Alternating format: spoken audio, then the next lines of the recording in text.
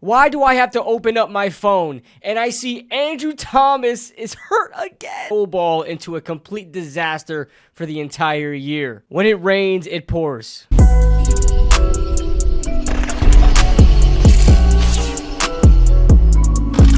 What is going on, guys? What is going on, 27 Squad? Welcome back into another video. And listen, we had a terrible loss. Okay, terrible loss on a Sunday night versus Cincinnati Bengals, a game that we definitely should have won. I already came on here, talked about my feelings on that, but things just got a whole lot worse. Before we start, this video is being brought to you by BetUS. Make sure you guys check out BetUS for a 150% sign-up bonus, up to $2,000 in your first deposit, and the second and third are 125%.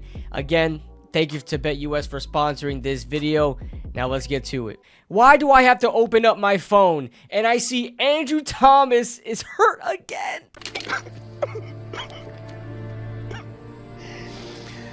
Oh, no.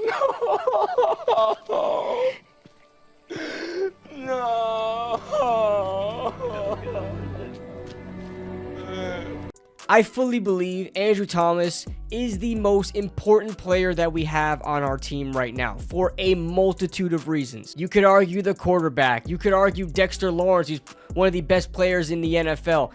But the left tackle position is such a sacred, important, valuable position. And Andrew Thomas is very, very good at that position. In fact, the only times that we have seen Andrew Thomas actually have a bad game, it comes out that he was playing hurt. He did not play great week 1 against the Dallas Cowboys. He was hurt and he wound up missing a lot of time. You go all the way back to his rookie season where he was absolutely terrible. Come to find out, he was dealing with an ankle injury the entire season of his rookie season. Andrew Thomas is so damn good that when he plays poorly, it's legitimately because he's hurt. Now, that information is very bittersweet, as right now, Andrew Thomas is hurt. He did not play a very good game against Cincinnati. Trey Hendrickson was all over him. Again, the Giants only allowed 2 sacks that game, but they were on a roll, and having Andrew Thomas go down is so disheartening because you already know who's coming back.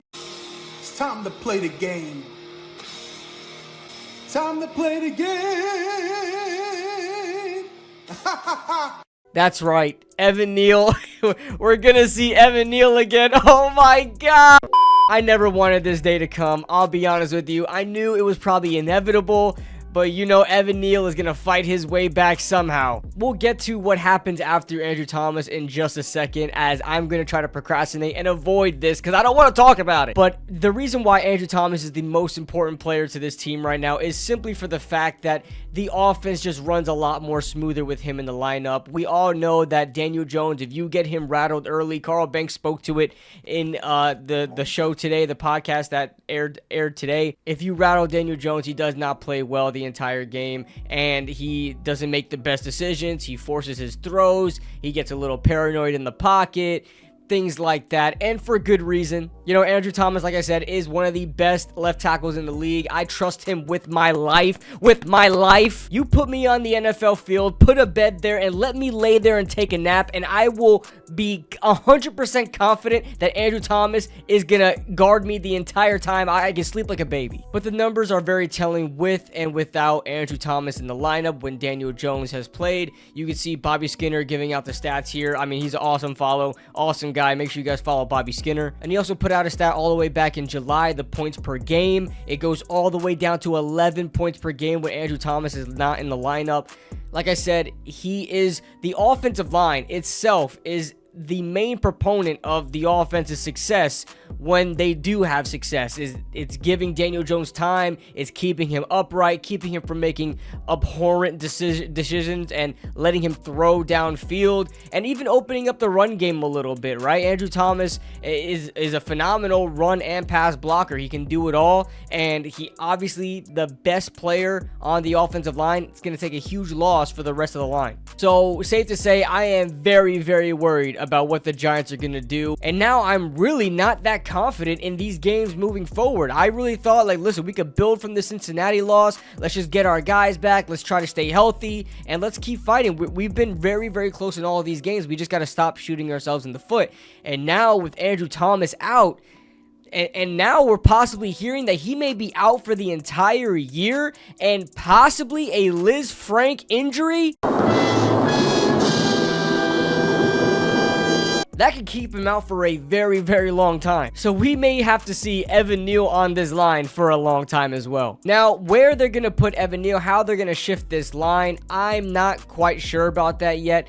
Now, what I can guess, my best educational guess, is that Evan Neal is going to go to right tackle while Jermaine Illuminor moves to left. Now, I know that seems very, very unorthodox. I don't even think Jermaine Illuminor has played much at left tackle in his entire career, if any. And Evan Neal's natural position is left tackle and not right tackle. But this ain't Alabama. This is not college. We can tell from Evan Neal's career progression. We do not want Evan Neal blocking Daniel Jones's blind side. That's not going to happen. Jermaine Illuminor has played great up to this point. I really feel really saddened that we're going to have to move him to left tackle. I really don't want to do that, but he's going to be our best option at left tackle. He's probably going to struggle there. He's going to look bad. He's one of my favorite players on the team. He's a great dude. Always very positive, very level-headed. And I would hate for him to absolutely get killed playing a position that he's not comfortable with. And, you know, the morale goes down. I don't want to see that happen. And I don't want to see anybody really blaming him either. I don't want to see people going out there and crapping on Jermaine Illuminor for just trying to do somebody else's job. So let's see what happens there, but I do not see Evan Neal there at left tackle. I see him back at right tackle where he was in seasons prior.